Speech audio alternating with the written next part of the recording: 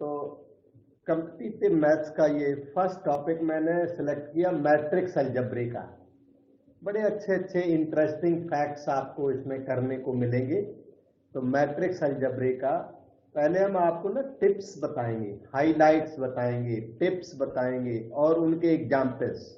आज के लेक्चर में शायद इतना ही हो पाएगा। सो मैनी हाइलाइट्स, टिप्स, फॉर्मूले, इनको आप याद कर लेंगे तो एग्जाम में क्वेश्चंस को कर सकेंगे।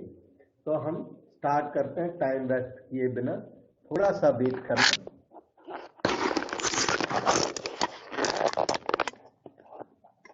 सो मैट्रिक्स अलजेब्रा का फाउंडेशन, इसको फाउंडेशन कह सकते हो, हाइलाइट्स कह सकते हो।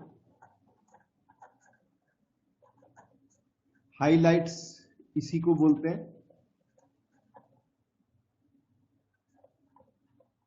टिप्स, कई लोग इसको टिप्स बोलते हैं। फाउंडेशन के ऊपर फिर क्वेश्चन चलता है। फाउंडेशन स्ट्रांग होगी ना तो बिल्डिंग अच्छी बन जाती है, तो इसके ऊपर फिर इस क्वेश्चन चलते हैं। तो ये +2 का जिसने कोर्स मैट्रिक्स अलजेब्रे का किया हुआ है उसके आगे का कोर्स है। जैसे +2 का कोर्स मान लो यहां तक हो गया सीबीएसई का, तो अब इसके बियॉन्ड का आप थोड़ा सा और लर्न करोगे, जो आप कम से कम जी मेंस के लिए तैयार हो जाए अच्छी तरह। ठीक है, तो बस +2 से थोड़ा सा प्लस कोर्स है। तो इसमें हाइलाइट्स हैं, टिप्स हैं। देखो फर्स्ट टिप ये है कि डिटर्मिनेंट, मॉड का साइन लगा दिया तो क्या बोलते हैं, मॉड नहीं बोलते, determinant of skew symmetric matrix. Determinant हमने लास्ट लेक्चर में थोड़ी बहुत कराई थी। जिसके पास फाउंडेशन नहीं है वो फाउंडेशन के लेक्चर्स को रेफर करे। Skew symmetric matrix of odd order. Odd और ऑड को हम लोग ना 3 लेंगे जनरली, क्योंकि 5 ऑर्डर के हम स्टडी करते नहीं है।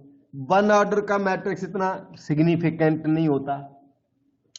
तो skew symmetric matrix of 3 order कह सकते हो इन पर्टिकुलर। वैसे ऑड ऑर्डर का रूल है ये जो डिटर्मिनेंट है वो ऑलवेज 0 होती है।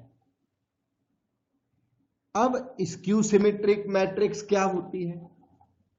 स्क्यू सिमेट्रिक मैट्रिक्स का एक जना एग्जाम्पल बताओ बेटा, मैंने कंस्ट्रक्शन सिखाई थी। एनीवन, कैसे बनाऊं यहां skew symmetric matrix? Principal diagonal है उसके अंदर 0 0 0 रख दो बेटे। एक मिनट। प्रिंसिपल डायगोनल में 0 रख दो, बिल्कुल सही है। नेक्स्ट। और जो साथ वाले जो aij is equal to negative of agi। Yes सही है। ये 3 एलिमेंट भी मर्जी के रख दो। से साइन x लिख दिया, यहाँ कोई tan x लिख दिया, अजीब यहाँ log x लिख दिया, अजीब सी चीजें लिख दी। फिर उन तीनों एलिमेंट के नेगेटिव्स यहां पर फेल होने हैं। साइन x का नेगेटिव यहां कर दोगे तो माइनस साइन x आएगा, tan x का नेगेटिव कर दोगे तो माइनस tan x आएगा, log x का नेगेटिव तो माइनस log x आएगा। तो ये मैट्रिक्स आपकी स्क्यू सिमेट्रिक हो जाती है, जिसमें A ट्रांसपोज अगर किया जाए तो -A के इक्वल होता है। और इस मैट्रिक्स की अगर डिटर्मिनेंट स्टडी की जाए, डिटर्मिनेंट ऑफ दिस मैट्रिक्स, यही आइटम ना वर्टिकल लाइंस में कॉपी कर दिया जाए। Sine x, tan x, log x, इधर माइनस साइन x, इधर माइनस tan x, इधर माइनस log x। कॉपी करने के बाद अगर आप कैलकुलेशन करोगे तो आएगा 0 ही। बस ये इतना ही है। Determinant of skew symmetric matrix of 3rd order is always 0। Next highlight आपने देख ली कि ये diagonal element skew symmetric matrix के 0 होते हैं। तो इनको डायगोनल एलिमेंट्स को ना ai कहते हैं। इधर देखना, जैसे A मैट्रिक्स है A11 A22 A33, ये एलिमेंट क्या होगा, A12 A13 A21 A22 A23 A31 A32 A33। Standard matrix कुछ ऐसी लिखी जाती है, पहले भी बताया हुआ मैंने। तो इसके जो मेन डायगोनल एलिमेंट्स हैं वो जीरोज होते हैं। स्क्यू सिमेट्रिक मैट्रिक्स में मेन डायगोनल जीरो होता है इन स्क्यू सिमेट्रिक मैट्रिक्स। इसको ना मेन डायगोनल को AI कहते हैं, A11 A22 A33। तो AI इसमें ऑलवेज जीरो होता है। तो जब मेन डायगोनल जीरो हो तो स्क्यू सिमेट्रिक मैट्रिक्स के चांस बन जाते हैं। फिर ये वाले जो 3 एलिमेंट्स हैं इनका नेगेटिव इधर हो फिर डेफिनेटली स्क्यू सिमेट्रिक मैट्रिक्स हो जाती है। बीच में किसी को क्वेश्चन कोई प्रॉब्लम हो तो पूछना, डाउट। तो अब हम चलते हैं नंबर 3 हाईलाइट पर। आज यही टिप्स करने हैं, इनको याद करना होता है, अच्छा याद करके और डायरेक्ट यूज करना होता है। तो ये टिप अगला है A dash plus A dash A is symmetric matrix. ये मैट्रिक्स कैसी है, सिमेट्रिक है। सिमेट्रिक का पता कैसे लगाएं, तो वेरीफाई इसमें कर देता हूं। वेरिफिकेशन का आपको थोड़ा बहुत फायदा होगा। इवन +2 में ये क्वेश्चन आ सकता है, prove that this is symmetric matrix. तो सिमेट्रिक प्रूव करने के लिए आपको इस मैट्रिक्स का ना ट्रांसपोज लेना पड़ेगा। और किसके इक्वल प्रूव करना पड़ेगा, बताओगे बेटे? A transpose is equal to A।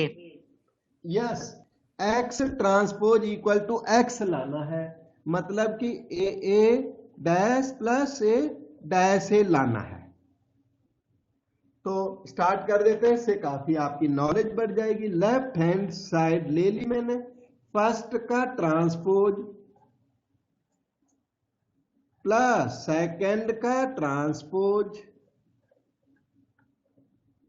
आगे चलिए, ये AB ट्रांसपोज है। AB transpose is equal to B transpose into A transpose, reversal law. तो इसलिए वो क्या हो जाएगा, A डैश का डैश हो जाएगा इंटू ये पहले वाले का डैश बाद में आएगा रिवर्सल लॉ की वजह से। यहां पर क्या आएगा बेटे, यहां पर बताओ? A ट्रांसपोज का ट्रांसपोज फिर A ट्रांसपोज। पहले आएगा बेटा ये सेकंड वाले का ट्रांसपोज पहले आएगा, फिर A डैश का डैश बाद में आएगा। अब आप आगे चलो, A डैश का डैश A हो गया क्योंकि transpose of transpose is the original matrix. A dash plus A dash transpose of transpose is original matrix. आप ध्यान से देखो कि राइट हैंड साइड आपकी रेडी हो गई। तो इसमें डाउट हो कहीं तो पूछ सकते हैं। नेक्स्ट हाईलाइट अपनी ये है बेटे, number 4। If A is symmetric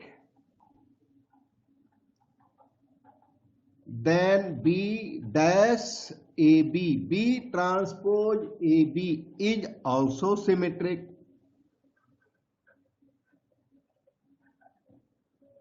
अगर A को सिमेट्रिक मान लिया जाए, ये सिमेट्रिक दिया हुआ है तो ये भी सिमेट्रिक आएगा। Given A is symmetric, A dash equal to A, ये गिवन है और ये वाला प्रूव करना है। टू प्रूव दैट, बेटे क्या प्रूव करूं बताओ? सिमेट्रिक प्रूव करने के लिए क्या प्रूव करना पड़ेगा? सर जो है B dash AB is equal to B dash AB का होल ट्रांसपोज। हाँ बिल्कुल सही है, B डैश AB होल का ट्रांसपोज कर दिया जाए तो answer B dash A B के इक्वल आना चाहिए, इसी के इक्वल आना चाहिए। B dash A B whole transpose should be equal to B dash A B. तो अब देखिए left hand side is equal to, इसमें रिवर्सल लॉ लगा दो एलएचएस में, थर्ड का ट्रांसपोज, फिर सेकंड का ट्रांसपोज, फिर फर्स्ट का ट्रांसपोज। ये reversal law more than 2 matrices में भी लगता है, कहीं भी n मैट्रिसेज में लग जाता है। रिवर्सल लॉ लगा दिया हमने, ये वाला, ये ऊपर लिखा, ये वैलिड फॉर इवन 3 मैट्रिसेज। मैं यहां पे लिख देता हूं, यहां पे ए बी सी ट्रांसपोज हो ना, तो C transpose B transpose A transpose, no harm no problem. आगे चले, B transpose okay, A transpose is A, transpose of transpose is original matrix. ये ट्रांसपोज ए क्यों हो गया, ये क्यों हो गया ए, क्योंकि ये गिवन है इस क्वेश्चन में, और इसलिए राइट हैंड साइड आ गई है। इसी तरीके से एक आप होमवर्क करके और हमारे पास भेजना, मैं देखूंगा कैसा लिखते हो। If A is skew symmetric, बिल्कुल इसी तरीके से आएगा, then B transpose A B is also skew symmetric. ठीक, so we go to next highlight number 5।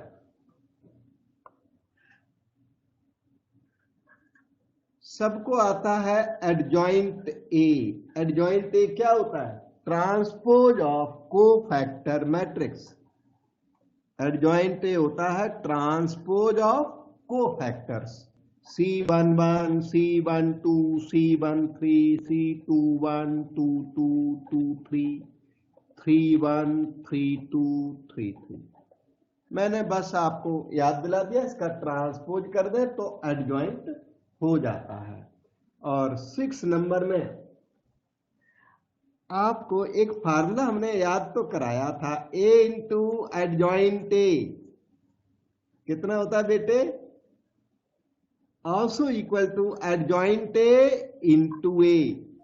ये बीच का फिलिंग करा सकता है कोई, determinant A into identity matrix. बिल्कुल करेक्ट है, डिटर्मिनेंट ए इंटू आई, बहुत फेमस रिजल्ट है, determinant A into identity matrix. 7 number की हाईलाइट में determinant of adjoint A is equal to determinant A to the power n-1। बहुत important result है, even foundation के लिए important है। Determinant of adjoint A is determinant A to the power n-1। बहुत अच्छा है। हम इसमें एक एग्जाम्पल के थ्रू, वैसे तो ये रिजल्ट प्रूवेबल है, प्रूव किया जा सकता है, पर मैं एक प्रूफ की हमें लगता है ज्यादा जरूरत नहीं है, तो एग्जाम्पल्स बता देते हैं। इफ ए इज दिस, अच्छा ये n पता है, n is order of matrix, n की जरूरत पड़ेगी आपको, it is order of matrix. अब अगर ए मैट्रिक्स हम इंटेलिजेंटली किसी को सिलेक्ट कर लेते हैं, वो वाली सिलेक्ट करता हूं 0 0 0 वाली, अभी किया था ना जो वो वाली, ते cos x रख दो, यहां पर माइनस cos x, वहां पर 50 लिख दो, यहां पर -50, वहां पर -100 लिख दो, तो इधर 100 लिख दो। ए ये है, देन फाइंड, अब आपसे क्वेश्चन मैंने कर दिया, फाइंड डिटर्मिनेंट ऑफ एडजॉइंट ए। अब अगर इस टिप को नहीं जानते तो आप क्या करोगे, एडजॉइंट ए निकालोगे, पहले एडजॉइंट ए निकालोगे, फिर उसकी डिटर्मिनेंट निकालोगे, तो आपको पता है एडजॉइंट तो बहुत देर में निकलता है, और फिर बाद में उसकी डिटर्मिनेंट। लेकिन अगर ये टिप आपको आती है तो ये शॉर्टकट है, ये सारे शॉर्टकट्स हैं, determinant of adjoint A. You know it is determinant A to the power n minus 1. This is equal to determinant of A. ये मैट्रिक्स यहां लिखो अंदर 0 0 0 cos x, इधर माइनस cos x, उधर 50 तो इधर माइनस 50, माइनस 100 तो इधर 100, और पावर इसकी वैल्यू की ना फिर पावर करनी है कितनी, 3 माइनस 1, 2 पावर करनी है। डिटर्मिनेंट की वैल्यू का पावर करना है 2, तो डिटर्मिनेंट की वैल्यू कितनी है बेटे, 0।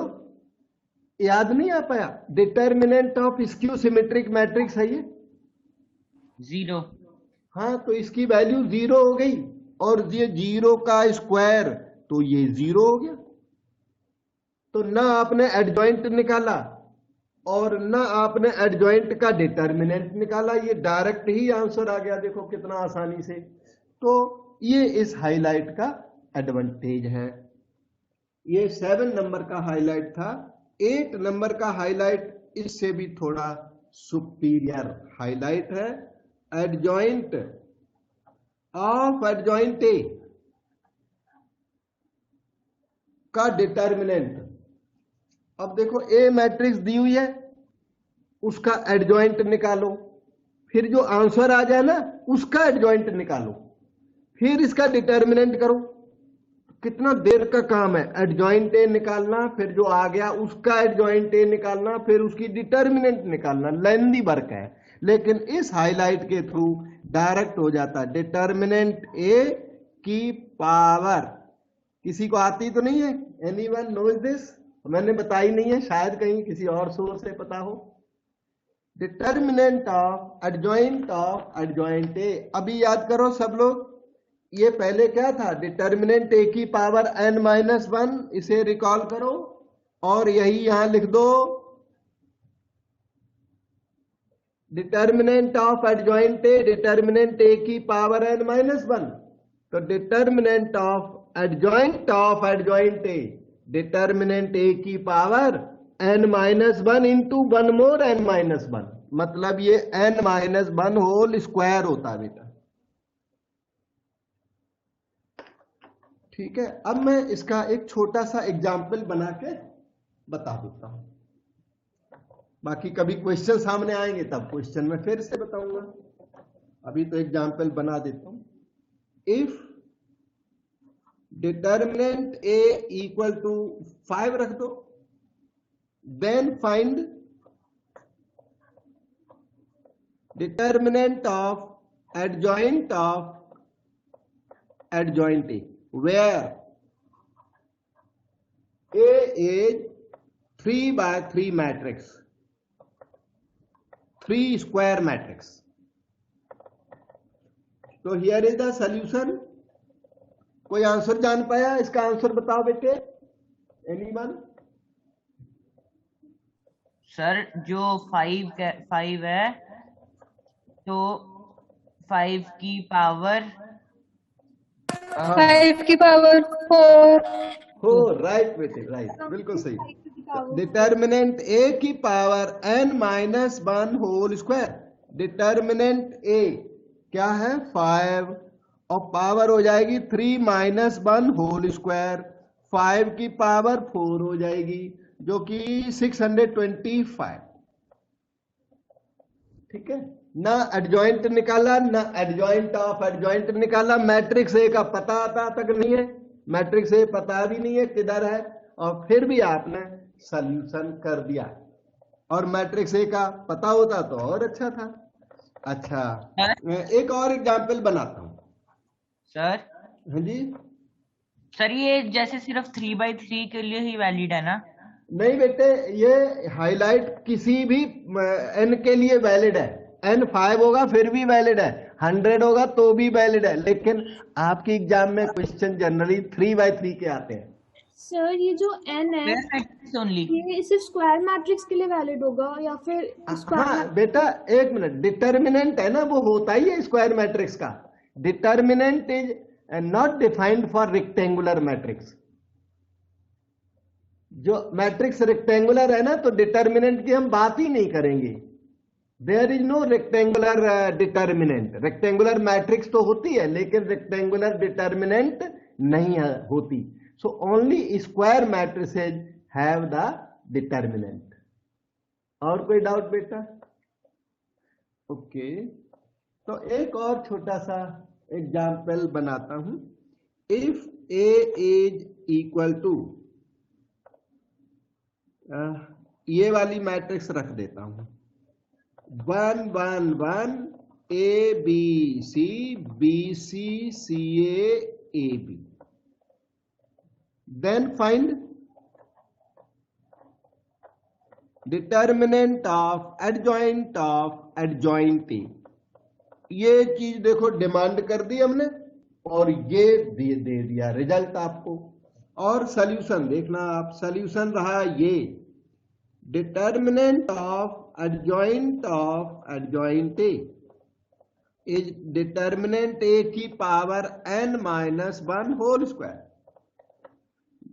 This is equal to determinant, ये लिखो मैट्रिक्स को डिटर्मिनेंट बना दो, 1 1 1 A B C B C C A B, और इसकी पावर हो जाएगी 3-1 whole square, that's equal to. इसमें बेस में एक डिटर्मिनेंट है। जो तेज बच्चे हैं ना उनको याद होती है वैल्यू। अभी मैंने फाउंडेशन में ये कराई नहीं है आपको। किसी को वैसे याद है? अगले फाउंडेशन में कराऊंगा, मतलब जो नेक्स्ट लेक्चर लगेगा उसमें ये पहला ही क्वेश्चन है और बहुत इंपॉर्टेंट क्वेश्चन होता है। किसी को वैल्यू याद तो नहीं है बिफोर एंड? ओके, तो अगले दिन हम इसका प्रूफ कराएंगे फाउंडेशन में। फिलहाल हम उसका रिजल्ट यूज करते हैं। रिजल्ट इसका होता है a minus B B minus C C minus A. मुझे कैसे याद है? ये फेमस डिटर्मिनेंट है और रिजल्ट कुछ ऐसे फेमस डिटर्मिनेंट मैं आपको बताऊंगा, वो याद करके रखना है।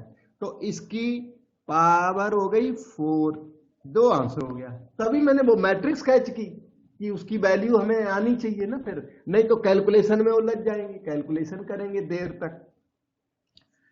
तो इस तरह से डिटर्मिनेंट ऑफ एडजॉइंट हमने इलस्ट्रेट करके दिया आपको। We go to next highlight number से 9, 8 नंबर हो गया है, 9 नंबर पर चलते हैं। ये हाईलाइट है determinant of A equal to determinant of A transpose.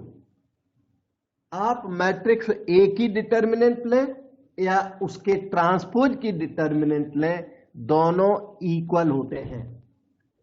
ठीक है? हाँ, फॉर एग्जाम्पल देखना, जैसे ए मैट्रिक्स की अभी डिटर्मिनेंट बनाई थी 1 1 1 A B C B C C A B. तो आप चाहें तो इसे कन्वर्ट कर सकते हैं। ये ए की क्या है? Determinant. Let A be this matrix 1 1 1 A B C C A B. ये हमने ए मैट्रिक्स आपकी अज्यूम कर ली, तो फिर ये डिटर्मिनेंट हो गई, डिटर्मिनेंट ए हो गई ये। और इसे ना ट्रांसपोज कर सकते हो, first row becomes first column, मतलब डिटर्मिनेंट में डायरेक्ट ट्रांसपोज करना अलाउड है आपको। 1 बी सी ए और 1 C A B, all the rows को कॉलम्स बना दो। First row becomes first column, second row becomes second column, third row becomes third column. ये मैट्रिक्स में अलाउड नहीं है, डिटर्मिनेंट में अलाउड है। उसी मैट्रिक्स की डिटर्मिनेंट में ट्रांसपोजिंग परमिट है। मतलब ए मैट्रिक्स का डिटर्मिनेंट ले या ए ट्रांसपोज का डिटर्मिनेंट ले तो इक्वल होता है। इसके बारे में एक और थोड़ी छोटी सी बात बताते हुए आगे चलता हूं। Determinant of A into A dash मान लो आपको स्टडी करना है, तो ये होता है determinant A into determinant of A dash equal to determinant A. और अभी अभी मैंने बताया ये चीज भी determinant A, so it is determinant A whole square. ये खुद ही ऑब्जेक्टिव बन गया। ऑब्जेक्टिव आते हैं ना, मल्टीपल चॉइस क्वेश्चंस आते हैं यहाँ जीमेल में और एडवांस में, तो ये इसके इक्वल बन गया जाके। ऐसी छोटी छोटी टिप्स होती हैं और उनके ऊपर बेस्ड क्वेश्चन होने लगते हैं। ये है number 10, adjoint of adjoint A, adjoint of adjoint A is equal to, अभी आपने लर्न किया था ना, इसका डिटर्मिनेंट लर्न किया था, लेकिन ये डिटर्मिनेंट नहीं है। एडजॉइंट ऑफ एडजॉइंट ए कभी कोई मांग दे तो डिटर्मिनेंट ए की पावर n-2 इनटू मैट्रिक्स ए होता है। अब हम आपको इसका भी एक एग्जाम्पल बताते हैं। एडजॉइंट ऑफ एडजॉइंट ए देखो कितनी जल्दी यहां पर निकला हुआ है। डिटर्मिनेंट ए की पावर n-2 इंटू ए कर दिया और adjoint of adjoint A ready हो गया। तो फॉर एग्जाम्पल मैंने ए मैट्रिक्स चूज कर ली, ऐसी मैट्रिक्स चूज करता हूं जिसका डिटर्मिनेंट मुझे आता हो, है ना। तो क्योंकि वो एग्जाम में भी क्वेश्चन ऐसी मैट्रिक्स का ही पूछते हैं जो स्टूडेंट को आता होता है, फेमस मैट्रिक्स का। तो वो फेमस मैट्रिक्स है 1 1 1 ए बी सी, और थर्ड कॉलम में क्या लिखने वाला हूं? BCCAAB। BCCAAB। अगर BCCAAB को थोड़ा चेंज कर दिया जाए ना, A square B square C square, फिर भी इन दोनों की वैल्यू इक्वल होती है। फाउंडेशन में किसी दिन मैं प्रूव कर दूंगा दीज टू आर सेम। इसकी भी वैल्यू वही है जो उस डिटर्मिनेंट की वैल्यू है। मैट्रिसेज अलग अलग है लेकिन डिटर्मिनेंट की वैल्यू सेम निकलती है। तो ऐसी मैट्रिक्स हमने चूज कर ली जिसका determinant a minus B, B minus C, C minus A हमें आता है। So what we do, adjoint of adjoint A, ये रहा डिटर्मिनेंट a की power 3-2 into A matrix, that is equal to determinant a रही ये 1 1 1 A B C, A square B square C square. वो तो आसान है ना, याद करने में आसान है, सारे बच्चों को याद होती है, आप भी याद करो। 3-2 पावर 1 हो गई into matrix A. This can be written as a minus B, B minus C, C minus A into matrix A. ये रहा आपका आंसर। एडजॉइंट देखो कितना काम था इसके अंदर। ये मैट्रिक्स आपको दे दी, पहले आपने क्या निकालना था? एडजॉइंट ए निकालना था, फिर क्या निकालना था? उसका एडजॉइंट निकालना था, तो तब जाके ये आंसर आना था। आप करके देखिए, डायरेक्ट आपको लग जाएगा हाफ एन आवर। डायरेक्ट करोगे हाफ एन आवर पक्का लगेगा इसको, क्वेश्चन को करने में। तो ये शॉर्टकट्स हैं, टिप्स हैं, इनको करने से सॉल्यूशन थोड़े फास्ट हो जाते हैं बेटे। हो गया? कोई डाउट पूछो। So 10 number done. We go to 11 number. ये यस 10 नंबर था सही। तो 11 नंबर की हाईलाइट है adjoint of lambda A. Adjoint of lambda A सब लोग याद करो, लेमडा की power n-1 into adjoint A. Adjoint of lambda क्या है? कांस्टेंट है। 3 4 लेमडा स्केलर कांस्टेंट नंबर है कोई जो साइन कॉस टेन भी हो सकता है। तो एडजॉइंट ऑफ लेमडा ए, इसके लेमडा की पावर n-1 एडजॉइंट ए होता है। इसका यूज बताता हूं।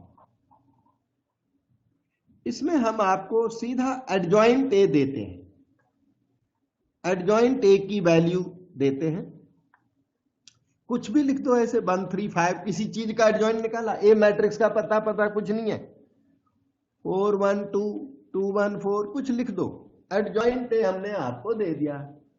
Then find adjoint of 3a, ये निकालना है। तो देखो अब कि ए मैट्रिक्स का तो पता ही नहीं है बिल्कुल, तो आप एडजॉइंट ऑफ 3a क्या निकालोगे? ये हाईलाइट अगर याद है तो आप ऐसा कर सकते हो। तो सॉल्यूशन रहा ये एडजॉइंट ऑफ 3a, ध्यान दीजिए लेमडा की वैल्यू 3 है यहां पर, तो 3 की पावर n, तो 3 जनरली होता ही है और यहां पे 3 है। 3/3 के लिए ही करते हैं क्वेश्चंस मोस्टली। 3/3, ओ सॉरी 3/3 मैंने मैट्रिक्स यहां लिख डाली, एक सेकंड। 3 की power n minus 1, 3 minus 1 into adjoint A, this is equal to 3 square 9 times adjoint A, 1 3 5 4 1 2 2 1 4, ये रहा आपका आंसर। समझो बात को बेटे, इसमें एडजॉइंट 3a मांग दिया, एडजॉइंट 5a मांग दे, यही प्रोसीजर है। तो यही सिमिलर क्वेश्चन आएंगे एग्जाम में, थोड़ा सा लैम्डा की वैल्यू बदल देगा और क्या करेगा। सो 12 number, determinant of lambda A, very important highlight. वैसे तो सारे मोस्ट इंपॉर्टेंट है। डिटर्मिनेंट ऑफ लैम्डा ए किसी को आता है? ये +2 के स्टूडेंट को भी आना चाहिए, फाउंडेशन वाले को भी आना चाहिए। लैम्डा की power n into determinant A, determinant of lambda A, जैसे कि मैं बताता हूं, if A is this matrix, उन्हीं में से कोई रख लेता हूं, 1 1 1 A B C B C C A B लिख देता हूं। Then find determinant of 5a, A ये है और डिटर्मिनेंट ऑफ 5a आपसे मांग दिया। अब एक मेथड ये है कि इसमें 5 मल्टीप्लाई कर दो और उसके बाद कैलकुलेशन कर दो, और वो ज्यादा लेंदी नहीं है, फिर भी इसका अपना सिग्निफिकेंस है हाईलाइट का, बहुत सारे टाइम इसका एडवांटेज आपको मिल जाता है। वैसे 5a करके और कैलकुलेशन करो तो हो जाता है, वो भी हो जाता है डायरेक्ट भी। ओके, तो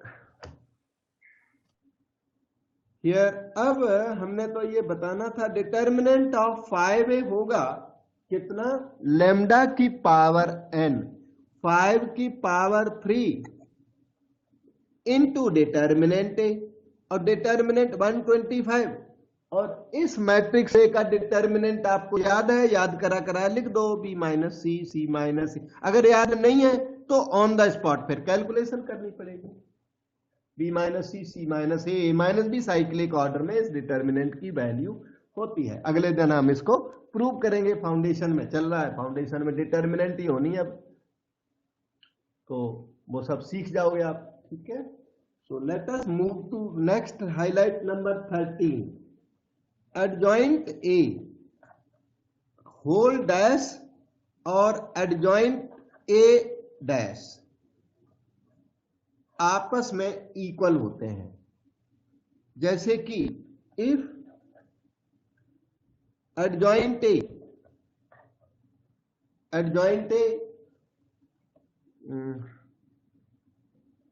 इज इक्वल टू, कुछ रख लेता हूं, तो या एडजॉइंट ए डैश रख देता हूं, adjoint A dash is equal to some matrix 1 2 3 3 2 1 4 1 5, adjoint A dash दे दिया। देन फाइंड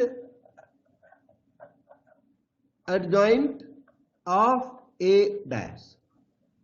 अब जिसको हाईलाइट की नॉलेज नहीं है इसकी, वो सर्च करने लग जाएगा, एडजॉइंट ए का डैश है तो मैं किसी तरह ए का पता करूं, फिर ए डैश लगाऊं, फिर एडजॉइंट लगाऊं। और जिसको इस फार्मूले का पता है वो तो डायरेक्ट सॉल्यूशन लिख देगा और आगे चलता बनेगा। इन्होंने एडजॉइंट ए डैश मांग दिया, एडजॉइंट ऑफ ए डैश मांग दिया, जो कि एडजॉइंट ए होल डैश होता है, और एडजॉइंट ए होल डैश आपको दिया हुआ है। एक काम मैं और भी कर सकता हूं, आपको सिर्फ एडजॉइंट ए देता हूं, ये हटा दो तो और अच्छा क्वेश्चन बन गया। थोड़ा क्वेश्चन बना ही रहा हूं, मेरे पास यहाँ क्वेश्चन नहीं है, वो हाईलाइट सामने लिखी पड़ी है, उसी को देख के हाईलाइट, तो ये हम देख के लिख रहे हैं ये चीज, परंतु ये हमारे सामने नहीं है। ये आपके सामने देखो, ये पेज मैंने लिख रखा है, ये हाईलाइट्स इसमें लिखे हुए हैं, इन्हीं को रीड करके बताता हूँ, एग्जाम्पल बना के बता रहा हूँ, सारे एग्जाम्पल बने बनाए, ठीक है। मैं कई बार डाउट होता ना, आप दूर बैठे हो, आपको पता नहीं होता टीचर क्या कर रहा है, तो ओके। एडजॉइंट ए डैश, तो ये अब इसका डैश करना पड़ेगा, तो डैश कर दो, first row becomes first column, second row become second column, और third row become third column. अगर जो एडजॉइंट ए डैश दिया हुआ है तो एज इट इज कॉपी कर देना, अगर इन्होंने एडजॉइंट ए दे दिया तो उसका डैश करके कॉपी करो। तो इस तरह एडजॉइंट ए डैश आपका रेडी हो गया। Let us move to next formula. Next formula +2 में हम लोग इसे इंडक्शन से प्रूव करते हैं, और आपको भी हमने प्रूव करके ये बताया था। यहां पे लगती है पावर n, इसमें पावर n होती है, और यहाँ पर cos थीटा, यहाँ पर sin थीटा, यहाँ पर माइनस sin थीटा, यहाँ पर cos थीटा। लेकिन ये नंबर चेंज हो तो फार्मूला ये अप्लाई नहीं करना है आपको। अगर ये नंबर बदले हुए हैं ना, cos sin माइनस, ये 10, यहाँ पे 10 cot ऐसा कुछ लिख के नहीं करना, हाईलाइट को एक्सटेंड नहीं करना, ये पर्टिकुलर हाईलाइट है, इसी फॉर्मेट के लिए वैलिड है। तो इसका आंसर ये आता है बेटे, देखो, cos n theta sin n theta minus sin n theta and cos n theta. ये फार्मूला है, सभी नेचुरल नंबर्स के लिए वैलिड है। नेचुरल नंबर के लिए 1 2 3 4 5 फ्रैक्शंस नहीं लगाना, फ्रैक्शन होगी तब तो मैट्रिक्स की फ्रैक्शनल पावर आपको अलाउड नहीं है। सारे मैट्रिक्स अलजबरे में मैट्रिक्स की हाफ पावर अलाउड नहीं है। डिटर्मिनेंट की हाफ पावर हो सकती है, लेकिन मैट्रिक्स की 1/2 पावर, 3/2 पावर या -5 पावर, ये सब परमिटेड नहीं है, एंड नेचुरल नंबर होना चाहिए। तो इसका एक हम छोटा सा यूज बताते हुए आगे चलते हैं। cos theta sin theta minus sin theta cos theta, theta को बीटा गामा कुछ लिख सकते हो, सारे सेम होने चाहिए, सारे थीटा या सारे बीटा। यहाँ पे n की जगह 2021 लिख दिया मैंने, और फिर आंसर क्या आएगा बेटा, यहाँ पर बताओगे? cos 2021 theta, yes, cos 2021 theta sin 2021 theta minus sin 2021 theta cos of 2021 theta, answer आ गया। और देखो, नहीं जानने वाला क्या करेगा, पावर 2021 धीरे धीरे इवेल्युएट करना स्टार्ट कर देगा, सुबह को स्टार्ट करेगा, शाम तक ला देगा तेरा आंसर, ठीक है। इससे पहले तो आना नहीं है, ठीक है, ओके। अच्छा, एक ऐसी हाईलाइट और भी है, मैं बताता हूं। ये जो माइनस साइन है, ये उधर भी आ सकता है, मतलब ऐसा cos theta minus sine theta, sine theta cos theta की पावर n, ये हो सकता है। मतलब दोनों जगह माइनस नहीं कर सकते आप, और कोई चेंज इसमें अलाउड नहीं है। ये भी राइट हाईलाइट है। अच्छा, cos n theta minus sine n theta, sine n theta and cos n theta, ये देखिए, ये आप अपना याद करके रखो, और जब जरूरत बाई चांस पड़ जाए तो यूज कर दो, और ना पड़ जाए तो कोई बात नहीं। तो दूसरी हाईलाइट बताता हूं।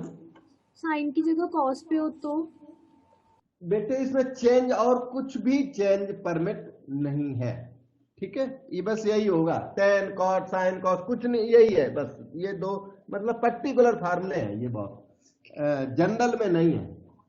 ये है 15 नंबर का हाईलाइट। अगर A B non singular matrix हो, नॉन सिंगुलर जानते हैं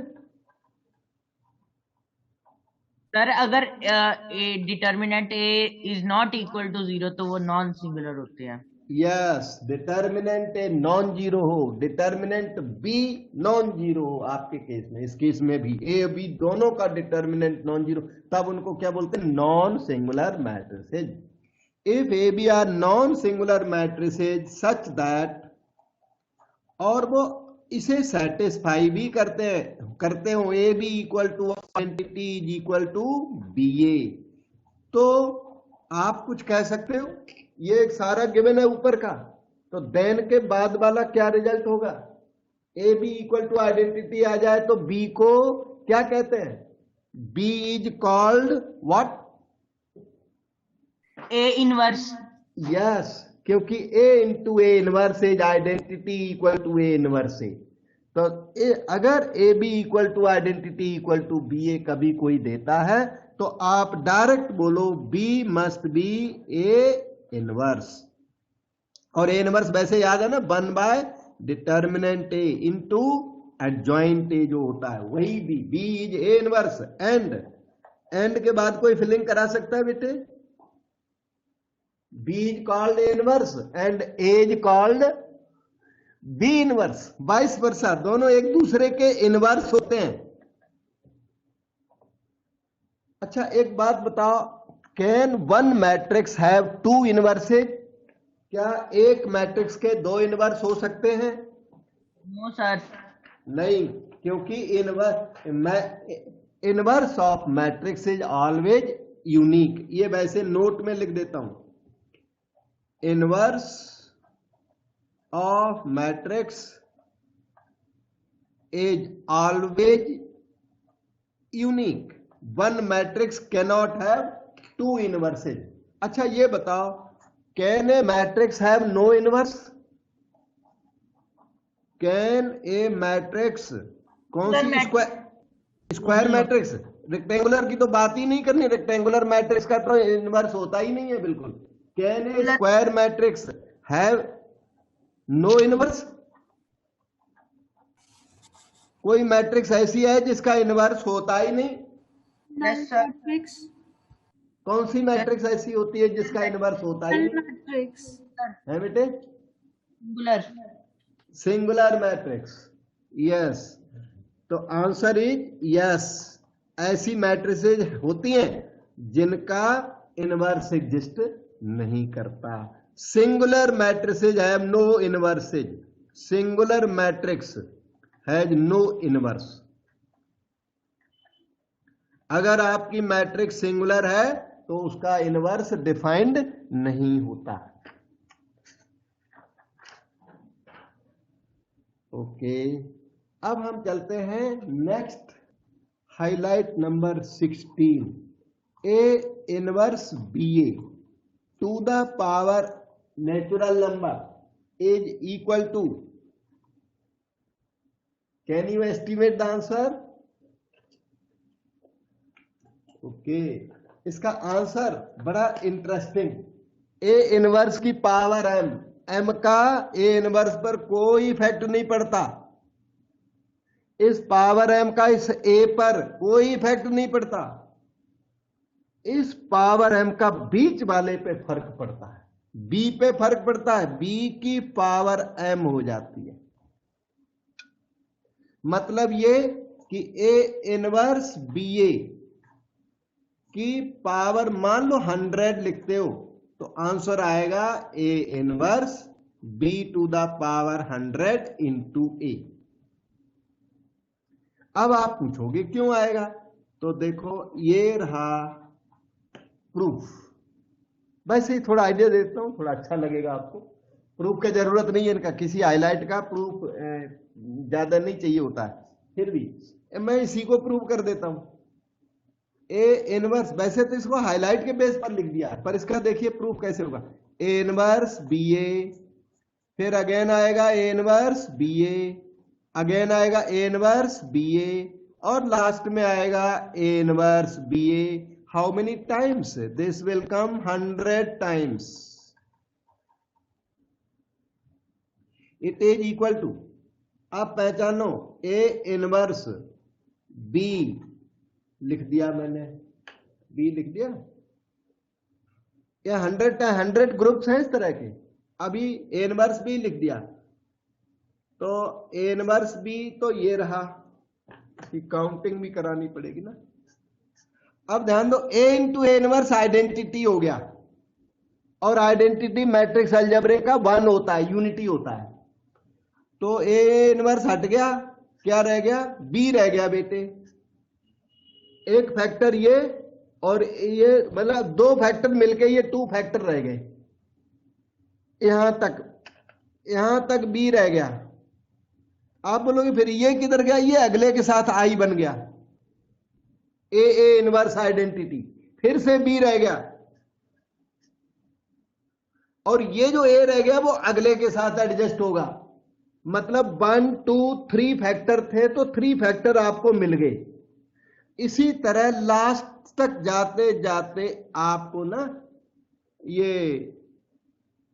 ये वाला एडजस्ट हो जाएगा, एक बी मिलेगा और एक ए और मिलेगा। जैसे पहले फैक्टर में इनवर्स बी मिला था, वैसे लास्ट वाले फैक्टर का जो ए है वो एडजस्ट नहीं होगा। तो ये हुआ क्या, ये इस तरह से एक मिनट, ये बी इंटू ए मिलके 1 फैक्टर है, यहां से लेकर यहां तक 1 फैक्टर है, बीच में ये कुछ नहीं है, ऐसे समझो। तो ये टोटल कितने फैक्टर हो गए, 100। तो ए इनवर्स के बाद B into B into B into B 100 times, B 100 हो गया और ए पर कोई फर्क नहीं पड़ा। इस तरह से आपकी राइट हैंड साइड आ गई। समझ में आ गया, बहुत अच्छा। नहीं भी आया तो वो रिजल्ट तो याद ही कर लो। ये 2 रिजल्ट हैं, एक तो ये है ए नंबर और उसी का ये बी नंबर है, similar result. B A inverse B है ना, तो ए ऐसे कर सकते हो, A B A inverse, A B A inverse की पावर m हो तो वो भी कुछ ऐसा ही होता है, a into B to the power m into A inverse के इक्वल होता है। और इस तरह से ये आपका रिजल्ट बी नंबर है और कंप्लीट हो गया। हम अब आगे चलते हैं। सिस्टम ऑफ इक्वेशंस आपने सीखा हुआ है, उसमें फाउंडेशन में सिस्टम ऑफ साइमल्टेनियस इक्वेशंस, उसे लिखते हैं हम लोग ax equal to B form में। System of equations ax equal to B form में लिखते हैं और x equal to A inverse भी, शायद आपको सॉल्यूशन भी याद होगा। तो ये जो सिस्टम ऑफ इक्वेशंस है ax इक्वल टू बी, ये 2 तरह का होता है। One is called consistent, the other is called inconsistent. बेटे बताओगे कंसिस्टेंट सिस्टम क्या होता है, कंसिस्टेंट का मीनिंग क्या है?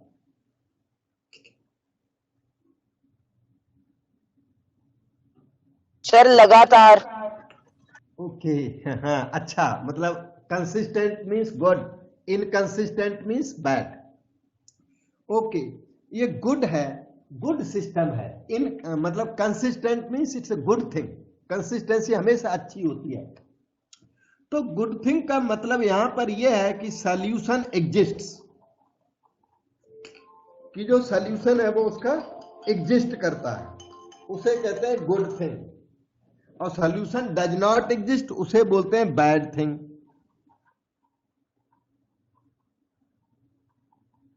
अब अगर किसी ने आपको सिस्टम दे दिया और वो जानना चाहता है कि सॉल्यूशन एग्जिस्ट करता है कि नहीं, तो मैट्रिक्स अलजेब्रे में उसके लिए प्रोविजन है। हम लोग पता कर सकते हैं कि इसका सॉल्यूशन एग्जिस्ट करता है कि नहीं करता। अब एग्जिस्ट करता है तो 2 सॉल्यूशन 2 तरह का होता है। एक होता है यूनिक सॉल्यूशन, जिसे बोलते हैं यूनिक कंसिस्टेंट, और दूसरा होता है infinite solutions, so many solutions, infinitely many solutions. तो इसे कहते हैं डिपेंडेंट कंसिस्टेंट। इनफाइनाइट वाले को बोलते हैं डिपेंडेंट सिस्टम और इसे बोलते हैं यूनिक कंसिस्टेंट। यूनिक सॉल्यूशन में ax इक्वल टू बी और x equal to A inverse B होता है, और ये सॉल्यूशन +2 की एग्जाम में बहुत ज्यादा आता है ये वाला, और आपको हमने करके दिया फाउंडेशन में। इनफाइनाइट सॉल्यूशंस +2 के कोर्स में तो है, पर एग्जाम में वहां नहीं आते। यहां के एग्जाम में तो कुछ भी आ जाता है, तो यह भी आ सकता है। अभी फिलहाल तो आप सीख रहे हो इसको चेक कैसे किया जाए।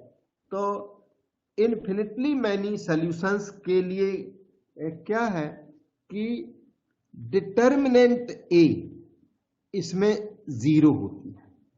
इनफाइनाइट सॉल्यूशन तब होंगे जब डिटर्मिनेंट ए 0 होगी। आप पूछोगे डिटर्मिनेंट ए कहां से आएगी, सिस्टम लिखा है ना ax इक्वल टू बी, तो वहां से डिटर्मिनेंट ए आएगी। तो डिटर्मिनेंट ए 0 हो तो कैसा होता है, इनफाइनाइट सॉल्यूशन। तो यूनिक सॉल्यूशन कब होता है, यूनिक सॉल्यूशन कब होगा बेटे,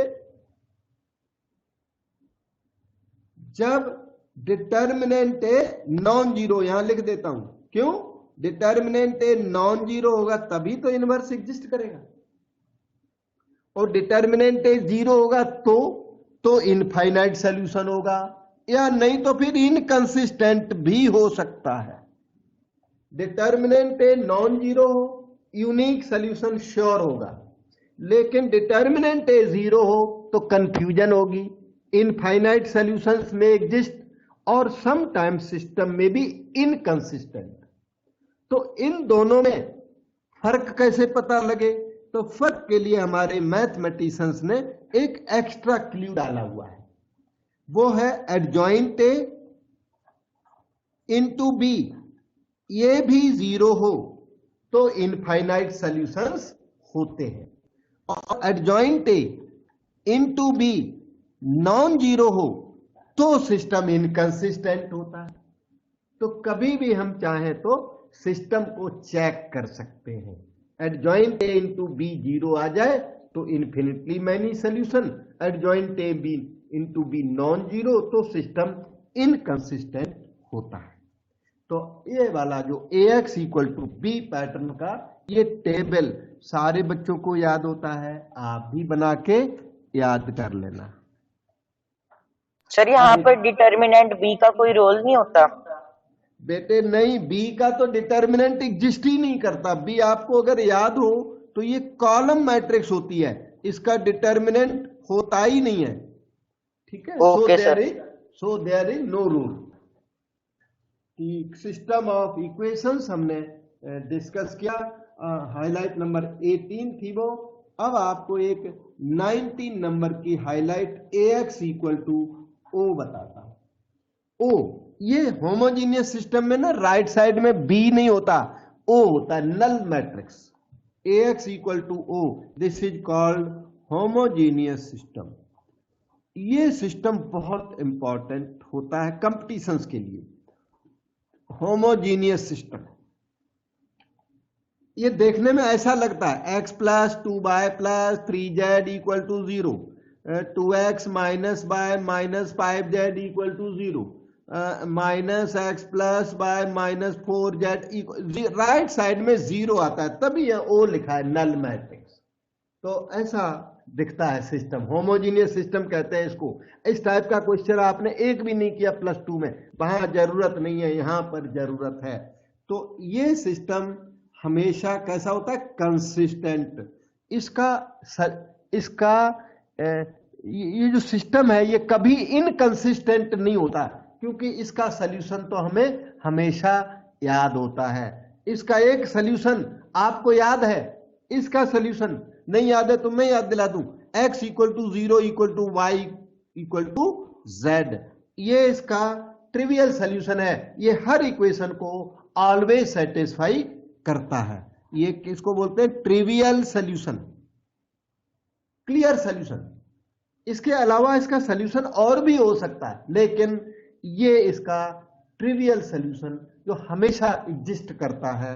तो इसलिए आपका ये सिस्टम कभी इनकंसिस्टेंट नहीं होता, दिस इज ऑलवेज कैसा होता है, कंसिस्टेंट। और इसको बोलूंगा मैं never inconsistent. ax equal to O system कोई ये नहीं कह सकता इसका सॉल्यूशन ही एग्जिस्ट नहीं करता, नहीं, इसका सॉल्यूशन हमेशा एग्जिस्ट करता है। तो नेवर इनकंसिस्टेंट कहते हैं बेटे इसको, ax equal to O system को, कभी ये इनकंसिस्टेंट नहीं होता। तो लेकिन ऑलवेज कंसिस्टेंट में भी दो बातें यहां हैं, एक है यूनिक सॉल्यूशन की सिंगल सॉल्यूशन होगा, और एक है इनफाइनाइट सॉल्यूशन। और जो इनकंसिस्टेंट वाली बात है वो यहां पर नहीं होती, लेकिन इनफिनिटली मैनी सॉल्यूशन जरूर होते हैं, इनफाइनाइट सॉल्यूशंस। जब ये यूनिक सॉल्यूशन होगा इसका, तो इसी को यूनिक सॉल्यूशन को ट्रिवियल सॉल्यूशन कहते हैं, ट्रिवियल सॉल्यूशन कहते हैं। इसी को ना जीरो सॉल्यूशन भी कहते हैं। आपने देखा ना x equal to y equal to z equal to zero, so this is also called zero solution. And इसको कहते हैं यूनिक कंसिस्टेंट, यूनिक कंसिस्टेंट भी इसी को कहते हैं। और इस सॉल्यूशन के लिए डिटर्मिनेंट नॉन जीरो होती है, वेरी इंपॉर्टेंट। इन सभी लैंग्वेजेज के लिए डिटर्मिनेंट नॉन जीरो होती है। हाँ, इसको ना x equal to y equal to z equal to zero भी कह सकते हो, इसी को डिटर्मिनेंट नॉन जीरो। सबसे इंपॉर्टेंट पॉइंट है ये, होमोजीनियस सिस्टम का यूनिक सॉल्यूशन तभी एग्जिस्ट करेगा जब डिटर्मिनेंट नॉन जीरो हो। तो ये तो रहा इधर का। अच्छा, अब रहा इनफाइनाइट सॉल्यूशन। इनफाइनाइट सॉल्यूशन को इसे बोला ट्रिवियल सॉल्यूशन, तो इधर वाले को बोलते हैं non trivial solution. Non trivial solution, non obvious solution, non clear solution, मतलब unclear solution, non zero solution. Okay, इसको कहते हैं जीरो सॉल्यूशन। तो this is called non zero solution. इसको बोलते हैं यूनिक कंसिस्टेंट, तो this is called dependent consistent. इसको बोलते हैं X Y Z are all zeros, इसको कहते हैं X Y Z are not all zeros. सारे के सारे जीरो नहीं है, एक आधा जीरो हो भी सकता है। नॉट ऑल जीरो, सारे के सारे जीरो नहीं है। For example x can be zero, तो yz should be non zero, मतलब सारे के सारे एक साथ जीरो ना हो। उसके बाद लास्ट में सबसे इंपॉर्टेंट पॉइंट कि डिटर्मिनेंट इधर नॉन जीरो होती है, तो इधर डिटर्मिनेंट जीरो होती है। और इसकी ये साइड बहुत इंपॉर्टेंट है, ये कंप्लीट साइड। इसी पर बेस्ड क्वेश्चन जी मेन और एडवांस में आते ही रहते हैं, बहुत इंपॉर्टेंट है ये side. ax equal to O की साइड है इस सिस्टम की, ये right side, infinitely many solution, जिसमें डिटर्मिनेंट ए को जीरो करना पड़ता है। आप इनको हाइलाइट्स को याद कर रखना, यूज में नेक्स्ट लेक्चर में सिखाऊंगा। अब चलता ax इक्वल टू ओ हो गया। अब एक और नेक्स्ट हाइलाइट अपनी 20 नंबर, ए बी। अगर ए बी नल मैट्रिक्स है, ए बी नल मैट्रिक्स, तो आप कुछ कहना चाहोगे? जैसे जैसे अपने अलजबरे में ना, ऑर्डिनरी अलजबरे में x y equal to zero implies either x is zero और y zero. In ordinary algebra, this happens. This in ordinary algebra. Ordinary algebra में ये happen होता है। तो a b equal to o, क्या आप ये कह सकते हो either a is o और b is o? Can you say this? No. नहीं, no, क्योंकि नॉन जीरो मैट्रिसेज का प्रोडक्ट जीरो हो भी सकता है, वो आपको बताया हुआ मैंने फाउंडेशन में। तो this does not imply that, ठीक है, very important. This does not imply A zero और बी जो, गलत। फिर A B equal to O अगर दिया हुआ है और मैट्रिसेज स्क्वायर मैट्रिसेज है, तो इनका जो डिटर्मिनेंट ए बी स्टडी करो, determinant A B is equal to determinant ओ।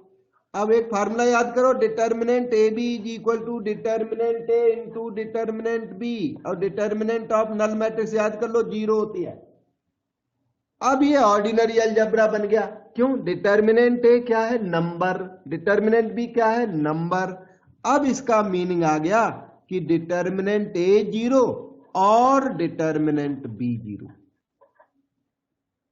दोनों फैक्ट्स में आपको फर्क नजर आया होगा। नहीं नजर आया तो अभी मैं फिर से याद दिला दूं। A B equal to O does not imply A is O और B is O, but same A B equal to O implies determinant A is 0 और डिटर्मिनेंट बी इज 0। ये बताया मैंने। A B equal to O does not imply that, लेकिन same A B equal to O implies this. Facts में फर्क notice करें। 21 number का highlight ये है, ए इज सिंगुलर मैट्रिक्स। अच्छा, ए सिंगुलर मैट्रिक्स होता है तो आप कुछ कह सकते हो सिंगुलर मैट्रिक्स की पहचान क्या है? डिटर्मिनेंट ए 0। यस, तो इसकी डिटर्मिनेंट ए क्या होगी? 0। तो फिर ए इंटू एडजॉइंट की क्या हालत है? ए इंटू एडजॉइंट ए बनेगा डिटर्मिनेंट ए इंटू आई। ये बन जाएगा 0 इंटू आई। 0 का आइडेंटिटी मैट्रिक्स में मल्टीप्लाई करोगे तो नल मैट्रिक्स आ जाएगा, ओ बन जाएगा। बस हमें इतना ही बताना, A into adjoint A equal to O हो जाता है, इसमें इतना बताना था। अब आपको नेक्स्ट हाईलाइट बताता हूं। 22 हाईलाइट है, A B invertible. A into B invertible, इसका मतलब है A and B are separately invertible. Invertible का मतलब समझते हो? Non singular. नॉन सिंगुलर को इनवर्टिबल कहते हैं। तो here is the we can say proof A B invertible का मीनिंग है determinant A B non zero, क्योंकि ए बी इनवर्टिबल है तो डिटर्मिनेंट उसकी कैसी होगी? Non zero. A B matrix कैसी है? Non singular. इसका मतलब है determinant A into determinant B non zero. ये डिटर्मिनेंट्स हैं, नंबर्स हैं। दो नंबर्स का प्रोडक्ट नॉन जीरो है तो वो नंबर जीरो नहीं हो सकते। फर्स्ट नंबर कैसा होगा? Non zero. And second number कैसा होगा? Non zero. अगर एक भी नंबर जीरो हो गया तो आंसर जीरो आ जाएगा। डिटर्मिनेंट ए नॉन जीरो का मतलब क्या है? A is invertible, non singular invertible. And determinant B non zero का मतलब क्या है? B is invertible. तो आपने उस हाईलाइट को प्रूव कर दिया, तो इसका प्रूफ हो गया है। अब आपको थोड़ा सा और सिखाता हूं। हाईलाइट नंबर है 23। थोड़ा आपने डेरिवेटिव के बारे में सीखा हुआ है। डेरिवेटिव प्लस वन में थोड़ा सा सीखा था, डैश वगैरह लगाना। तो यहां पर मैं थोड़ी सी बात बताऊंगा। डेरिवेटिव अभी आप ज्यादा नहीं जानते तो मैं डिटेल में नहीं पढ़ूंगा, लेकिन थोड़ी सी बात बताना, फिर बाद में यूज करना इसको। अगर आपका डेल्टा एक्स इतना है, कितना है? छोटा सा लिखता हूं, एक्स स्क्वायर, क्योंकि आप बड़े डेरिवेटिव जानते नहीं हो, फिर भी थोड़ा तो साइन एक्स तो आता होगा, फिर कॉस एक्स, इतने डेरिवेटिव आने चाहिए बच्चों को। टेन एक्स और भी कॉट एक्स भर सकता हूं मैं, कॉसिक एक्स, सीकेंट एक्स। अगर ये डिटर्मिनेंट है तो डिटर्मिनेंट का डेरिवेटिव करने के लिए आपको इसको ओपन नहीं करना है, एक्सपांड नहीं करना है। एक्सपांड करके डिफरेंशिएट कर सकते हैं, वो बहुत लेंदी पड़ेगा, ठीक है, लेकिन बिना एक्सपांशन के भी डिटर्मिनेंट डिफरेंशिएट हो जाती है। यही हमारा पर्पज है इस हाईलाइट का।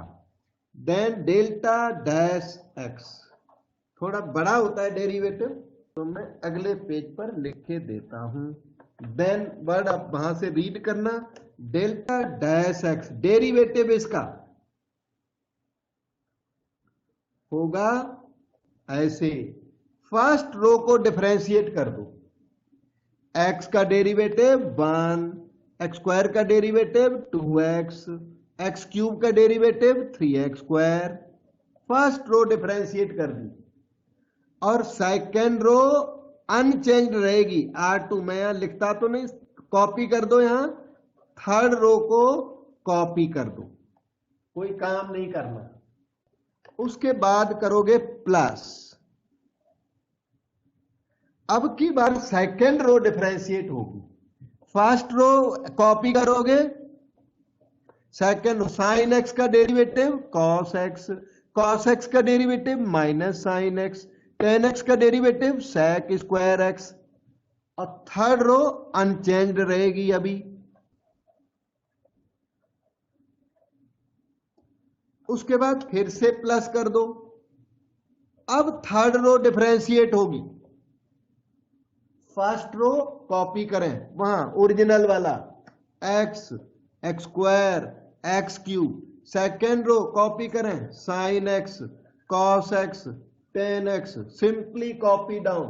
थर्ड रो को डिफरेंशिएट कर दो, कॉट एक्स का derivative minus cosec square x, cosec x का derivative minus cosec x into cot x,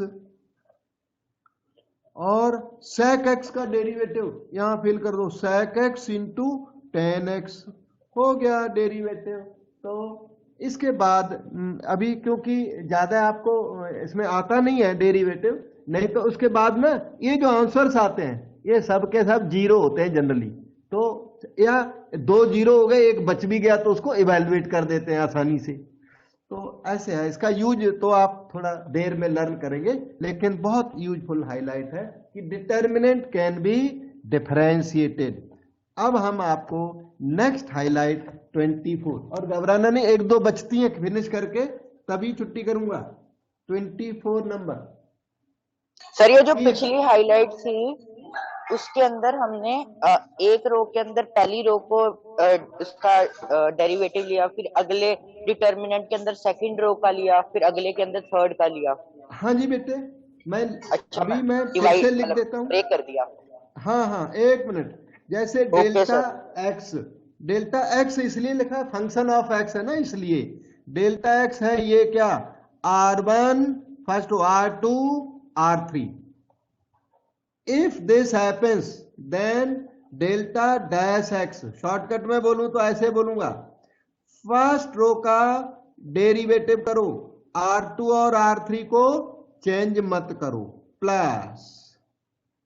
अब की बार ना R1 R3 को चेंज मत करो और R2 का डेरिवेटिव कर दो, फिर करो plus. First row second row को चेंज ना करें, थर्ड रो में डैश लगा रहे हैं। हो गया, समझ में आ गया बेटे? Yes sir. ओके, तो 24 नंबर की हाईलाइट शायद हम बताने चले थे, ये एक सेकंड रखना। 23 था वो, यस 24 नंबर। अब इसमें एक और बात है कि सपोज करो आपका डिटर्मिनेंट ये है,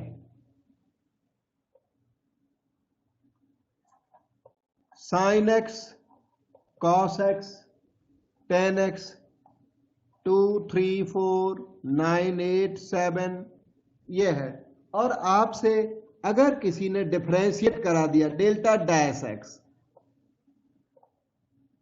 इसमें 2 रो कांस्टेंट है, तो जो वेरिएबल रो है वो अकेली ही डिफरेंशिएट होगी। फिर cos x minus sine x tan x, 2, 3, 4, 9, 8, 7, और ये आंसर बन जाएगा। पता है क्यों बन जाएगा? क्योंकि अगर आप प्लस प्लस करके लिखोगे तो कांस्टेंट का डेरिवेटिव 0 होता है, तो प्लस करके लिखोगे साइन कॉस टेन, आपने सेकेंड रो को डिफरेंशिएट करना, 0 0 0 आएगा, एज ए रिजल्ट डिटर्मिनेंट 0 हो गई, क्योंकि if a row is 0 then value of determinant is 0। 9, 8, 7 आएगा।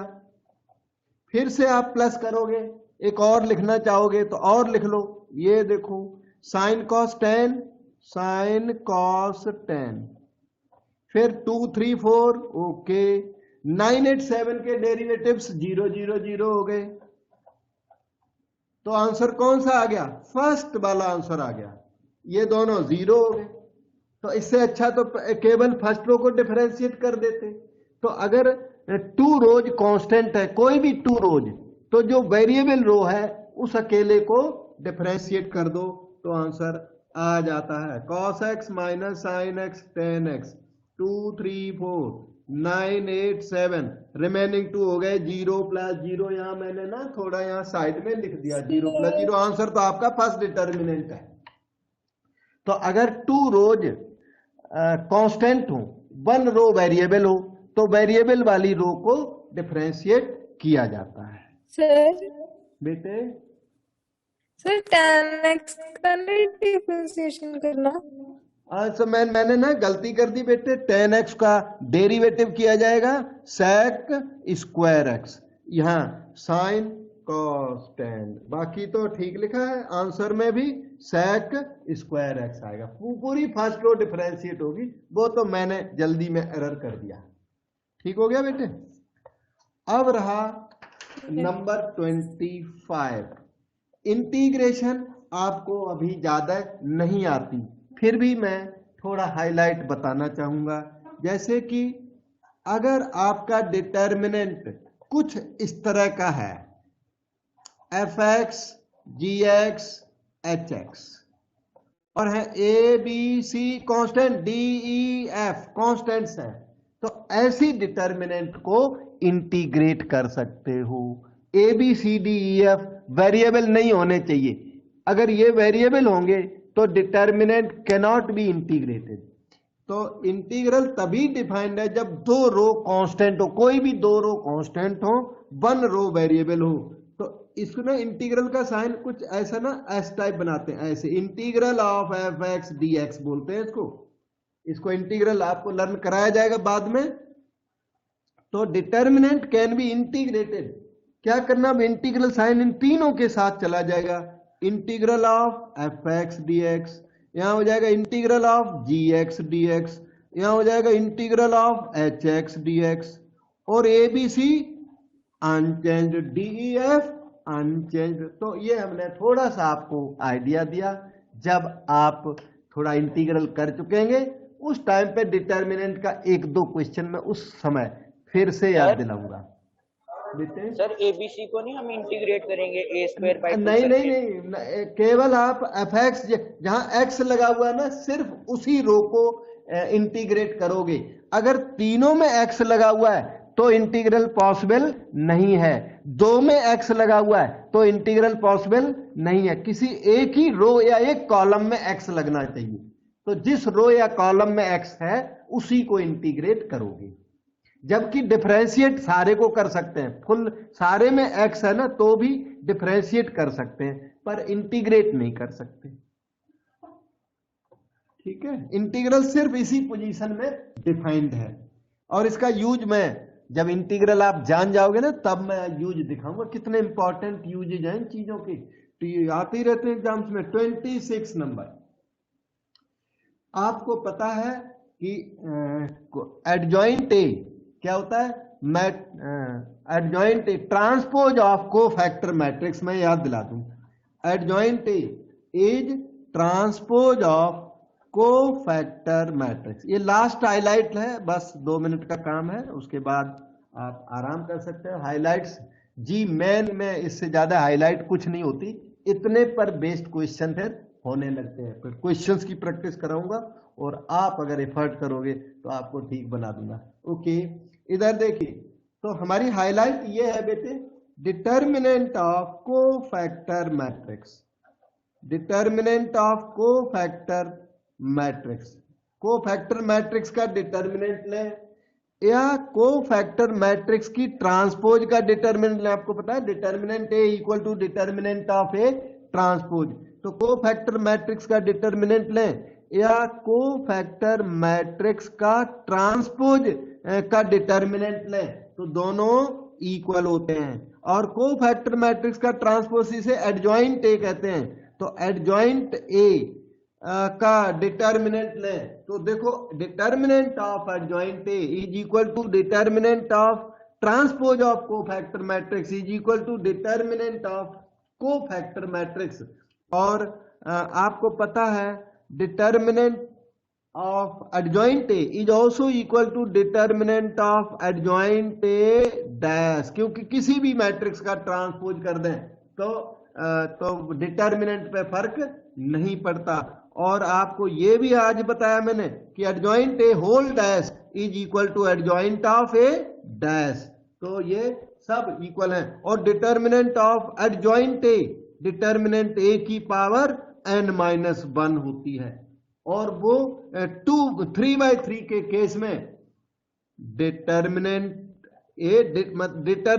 ए की पावर 3-1 2 होती है। 2/2 के केस में फैक्ट्स को याद करें और जरूरत पड़ने पर यूज करें। उसके बाद मैंने आपको बहुत तंग किया बेटे, तो तंग तो करना होता है थोड़ा।